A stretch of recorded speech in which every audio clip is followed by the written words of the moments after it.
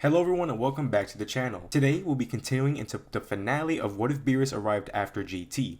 If you haven't seen part 8, there is a title card where you can go and check it out to see what happened in the last part, but we'll be going into the Granola arc. We just saw Granola betray the team. Will Oob be able to stop him, or will Goku need to come and save the day? How will the fight go down? Also, if y'all are interested, I own a Discord server for anyone who wants to join and talk more about Dragon Ball with me and other viewers. If you give out some of your own ideas of what ifs, and maybe in the future, I could do them. Check the link in the description down below. Without further ado, let's dive into the finale of What If Beerus arrived after GT. Oob and Marin stand there in shock after just witnessing what Granola has done. He gives them the opportunity to leave, as he only wants to deal with the Saiyans, since his business is with them. Oob stands there, taken aback, unsure if he is able to deal with Granola. Marin instantly shoots right for him, ready to attack, but instantly she falls, knocked out. Granola smiles. He thanks Goku for being dumb enough to invite him to the tournament, because when he met Hit, their fight taught him a lot, and he grew as a fighter, with the experience of facing Hit. Granola developed his own version of Hit's time skip, but instead of stopping time, he is just able to move fast enough where it seems like he stops time,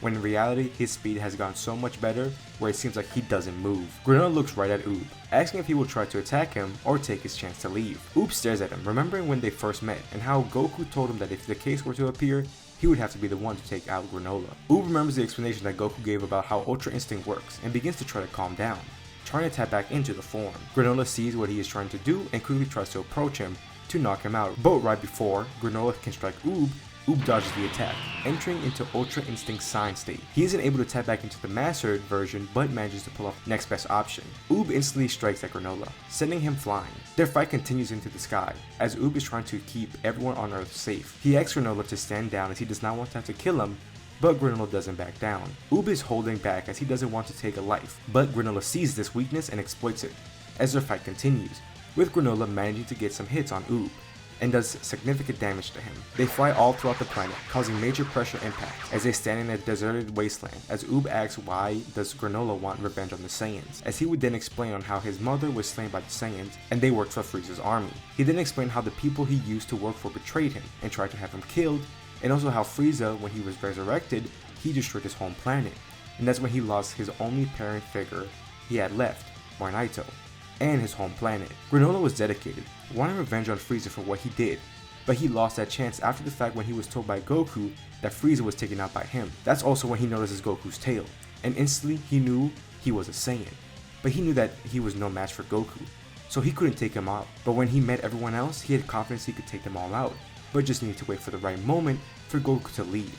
And then that's when he would start his plan to get his revenge, and this time there is no way he is backing down. No, now without Naito, he would never know the truth about his mother's death. Oob taking in Goku's teaching, he asks Granola to please stop what he is trying to do and just leave the planet peacefully. But Granola looks at him determined, saying that the only way this would end is if one of them ends up perishing from the other, as their clash would continue. Away, Goku and Beerus arrive at the same location when Goku faced off against Black. He told Beerus that he is able to go all out here, just like he wanted, and this gets Beerus excited, as he has been dreaming for fighting Goku at his full power. Beerus is barely able to contain himself, as he demands Goku to instantly go into his strongest form. Goku chuckles, asking Beerus if he is sure about this, if he really wants this, as he might not be able to win, and hearing this just gets Beerus more excited, as he powers up. Goku smiles and powers into his Super Saiyan 5 transformation, and their clash begins. They teleport all around the area, clashing and creating massive pressure waves. Whis watches and is very impressed with Goku's strength, as he believes that Beerus might actually lose here. Goku tells Beerus to use more power, as he is still holding back, and Beerus gets angry, telling Goku to go all out or he will have him erased, as they both would go all out. Beerus sends out a few Hakais, which Goku manages to deflect with ease and will return with some of his own key attacks. Beerus decides to use more and more of his destructive energy, as he tells Goku that he is impressed on how strong he has gotten with only the few years of life that he has, compared to Beerus, who had lived for millions of years. Goku would then tell Beerus that he would need to push past his limits, as he would fall in love with stacking Ultra Instinct with his Super Saiyan 5. This power amazes Beerus, giving him the adrenaline to power up further, as it seems like they were evenly matched, and Whis is very entertained with this battle. Beerus, not being able to hit Goku, grew frustrated and went into his own version of Ultra Instinct, powering up, and a purple aura formed around him as Beerus went into his Ultra Eagle form. Beerus would still have trouble trying to hit Goku, but the more damage he takes from Goku, the stronger he gets. Their fight is insane, and Whis sees why Goku could not use his full power on the normal universe, as he thinks he wouldn't be able to contain such power. Beerus is excited. Not once in his life has he found an opponent that pushed him this far. His joy can be barely contained, as he keeps getting attacked by Goku, but Beerus faces it with a smile as they continue on attacking each other. Beerus forms a huge death ball and throws it right at Goku at full force, as Goku shoots a Kamehameha wave trying to hold it off, as they are now in a beam struggle. The void that they are fighting in begins to shake, which should be impossible, but the pressure from these two powerful beings are making the impossible possible. Whis even needs to create a force field to keep him in place, as he continues to watch the battle, and he may even think that Goku could pass Beerus as the next god of destruction. With their beam struggle, it causes a massive explosion that sends both of the fighters flying away. But with Beerus, when he is trying to get back up, he sees Goku flying right towards him, and without any time to react, as Goku would grab a hold of him, making him crash into a nearby crystal. Both were tired and beaten, but enjoy the fight very much. They both power down as they are barely left standing, but laugh at each other. Beerus does admit that Goku is the strongest fighter that he has ever fought, and even admits that he may be stronger than himself. Beerus would offer the job of God of Destruction to Goku, as he would be a good candidate to take over for Beerus, but Goku did deny the offer, saying that destroying isn't really his thing. After they fought, they began to head back to Earth, and during their travels, Whis is shocked to see what is currently happening on the planet. Goku asks to look at Whis' staff, and they see the fight that is going on between Oob and Granola. Seeing what Granola attempted to do after he attacked the Saiyans, after Goku left with Beerus and Whis. Whis would ask if they should intercept, but Goku said to not land on Earth just yet, as he would want to give Oob a chance to deal with the situation on his own, and if he would need to jump in, he will. With the fight on Earth still going on as strong as it is, it seems like they are on equal standing. Oob begins to lose control, as he is starting to get frustrated, as even with this technique, he is struggling to take him down. With this thought, he was losing focus on the technique, and with losing the form, he began to lose the battle. Granola hits Oob at the pressure point, which sends him crashing to the ground, very hurt. Granola thought the fight was over, and looked away from Oob, but he did not know about Oob's special abilities, and like he did in the Tournament of Power, he began to regenerate. And then Granola would see this, and send an energy attack right at him. An explosion is created, but when the dust cleared, Granola is shocked to see a force field around Oob, protecting him. Granola tries to attack the force field, but when he does, he is sent flying away. No matter what he throws at Oob, he cannot break the barrier. Oob is fully healed once again.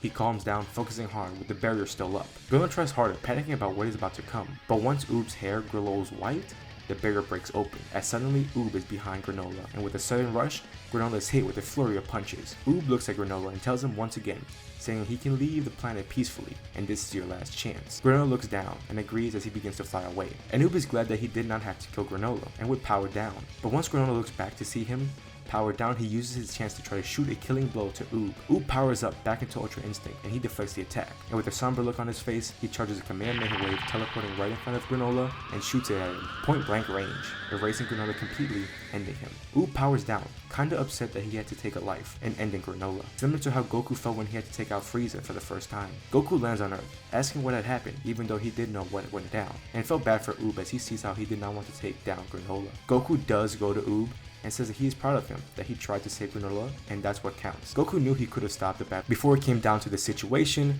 but he believed in Oob that he could handle it and wanted to give him the chance to stop a threat on his own without having to step in. As Goku looks over to see everyone, he smiles, finally and truly believing that he may step down as a protector of Earth, as now Earth has many other future fighters ready to defend the planet with their life without him. Goku tells everyone thank you for everything as he begins to fly off, telling everyone see you later as he goes away. The Z Fighters smile with heavy hearts, but know that it's their time to take over the mantle that Goku has left for them, to be the new heroes of Earth, to continue on his legacy. And that's where we're going to leave it off for now. How do you think I did with the final part and how I did with the Granola arc? What do y'all think about the entire story as a whole? I enjoyed how the story could have been with the group having to be relying on more of themselves rather than just Goku, and how different the events of the arc played out in the story. To be fair, I did not see a way for the events of superhero movie coming into play here, so I did have to skip that arc this time. What if could have happened differently? Leave your thoughts down in the comments below. Next what if would be, what if Goku was born as a Super Saiyan? If y'all are interested and enjoyed, please leave a like and subscribe. Hit the notification bell to be alerted whenever I post another part. Hope to see y'all there, and thank y'all so much for watching and all the support in this series. And I will see y'all in the next one. See ya.